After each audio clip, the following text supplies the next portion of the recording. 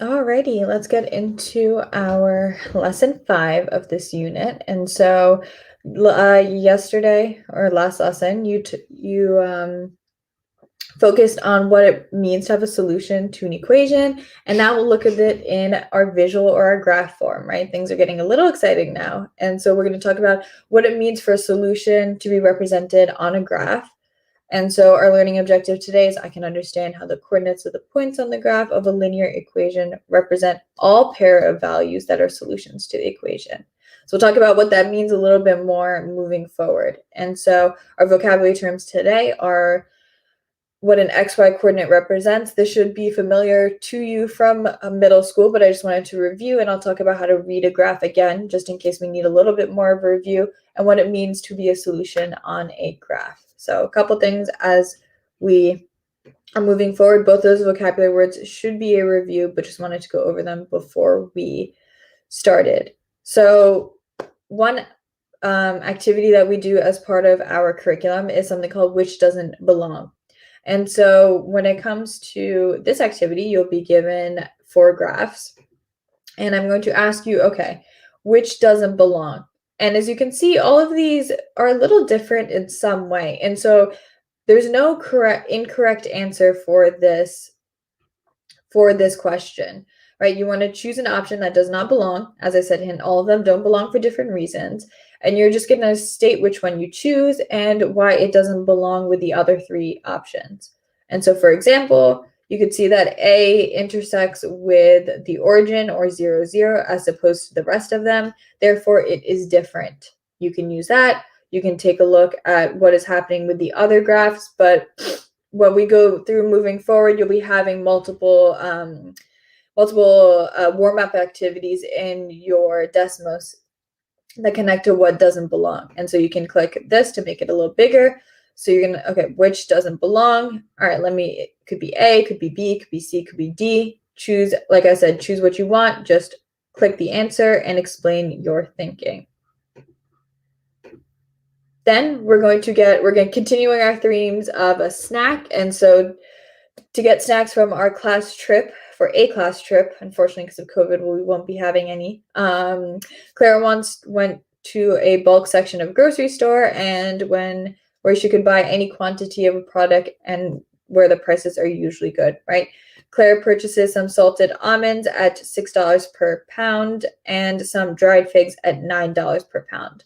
She spends $75 total before tax. And so think back to the activity you did yesterday, right? If she bought 2 pounds of almonds, how many pounds of figs did she buy, right? If we have our total number of $75, right, our total value of $75, and if she bought 2 pounds of almonds, 2 pounds of almonds at how much? $6 per pound. How many pounds of figs did she buy, which are priced at $9? So think about the strategies you used in lesson 4 that will help you to answer these questions, right? Same thing here and same thing for this question. And then you want to go and describe an equation, right? This is stuff that should be familiar to you from the previous lesson and the lesson before that. But we want to now define our variables, right? If you want to define your variable, and remember you can use make sure you use the math type button, right? Use your math type button to create your equation, right? Whatever goes here. But if you want to represent your variables, okay, pounds of almonds, I will say that is A for almond. And then I will click my math type button. This is going to be F for figs. And so let me create my equation where I have my equation, which is my total amount, which is equal to $75, is equal to her amount of the pounds of almonds times her cost of the almonds, and then the cost of per pounds of figs and the per pound and our F value, right? Let's say we don't know how much pounds of figs that she has and how many pounds of almonds she bought. And so you'll create your equation, right? We know that it is $6 per pound of almond plus $9 for every pound of fig. Right, we create our equation below. You can use different variables. I just chose A and F because it reminded me of what we're actually talking about. And so this should all be reviewed from the previous lesson. And so the new stuff is taking a look at our graph now. So here's a graph that represents that situation. And so you want to choose a point on the line, write down its coordinates, and explain what it tells us. And so remember when we're going back to our lines in middle school, right? If I have a point on a line, I know that this is 5 up. All right, my x value is 5, and my y value is also 5. Right, this is our xy coordinate. XY coordinate, this is your x-axis and this is your y-axis. And your x and y-axis can represent different things, right? As you can see, this is pounds of almonds by pounds of dried figs. But in fact, here you have your point here, which is 5, 5. Right? This is a point on the line. Right? I chose a different point from what they suggested, but you're going to choose one of the points that they suggested. And for me, the coordinates are 5, 5. Right? You go 5 up and 5 across. And so Claire bought a pound of blank pounds of almonds and blank pounds of figs that totals to what value? And so what does this tell us? If she bought 5 pounds of almonds, think back to our equation on the previous slide, right? We had 6A plus 9F equals $75 total. If I substitute in 5, this is 6 times 5, right? 5 goes in for A, right? This is my almonds. This is my dried figs. Plus 9 times 5 equals 75. I know that 6 times 5 gives me 30. I don't know why that's getting cut off at the bottom. Plus 45 equals 75. And luckily that I know that 30 plus 45 gives me 75. And this gives me 75.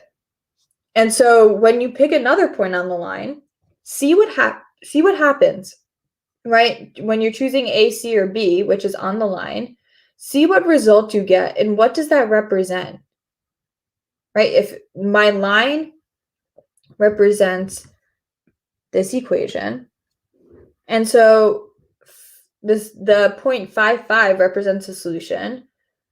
What does A represent a solution? Does C represent a solution? Does B represent a solution? Right? Think about it. Right? When you choose a point, think, what does that come out to be? And then when it comes to choosing a point that's not on the line, right, for our second part, what are those coordinates? You have D and you have E. What do those coordinates represent? How many pounds of almonds does that represent? How many pounds of figs does that represent? And what value does that total up to? And does that match up with the value that we want, right? Our ideal value right now is $75. That's how much he actually paid.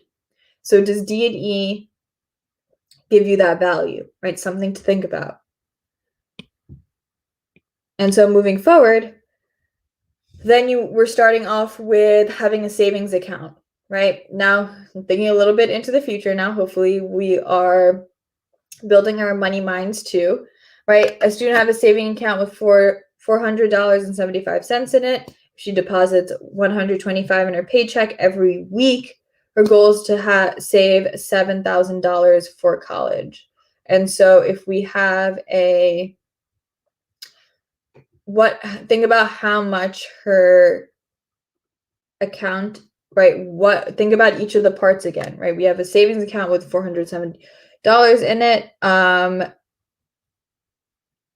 She deposits $125 in her paycheck every week. So each week something is happening, right? Think about your keywords.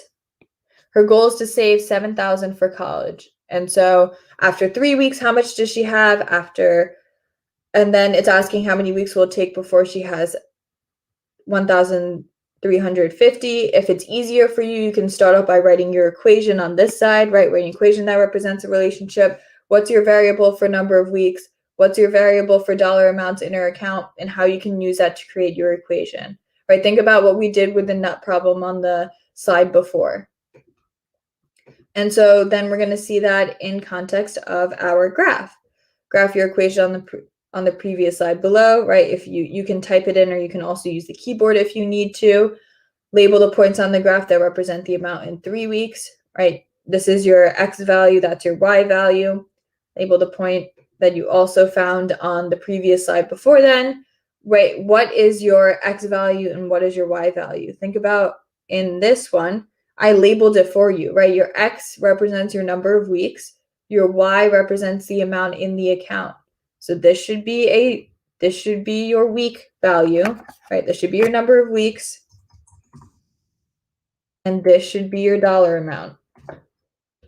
So mix that up, and we'll be going over it in class too. And then total, what was her total goal in the end? Her total goal was to have 7,000. So see if you can find how many weeks it's going to take her to get to 7,000. And you'll see once your equation starts to come up, right? As you start graphing your equation, you'll start to get a line that should help you see things more clearly. And then with 5.3c, just want a little bit more practice creating an equation and representing how much gallons it will take to fill a tank of water, and practicing graphing one more time. So just seeing what the relationship is between your two variables and what your variables represent.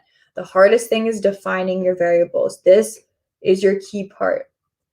What is your X value? What is your Y value? How can you create your equation? And so you can use that to create your graph. And we finish up with our lesson 5 summary. If there's anything that I missed in here, it is definitely in the lesson summary, so you can use this also as a resource. So I will see you in lesson 6.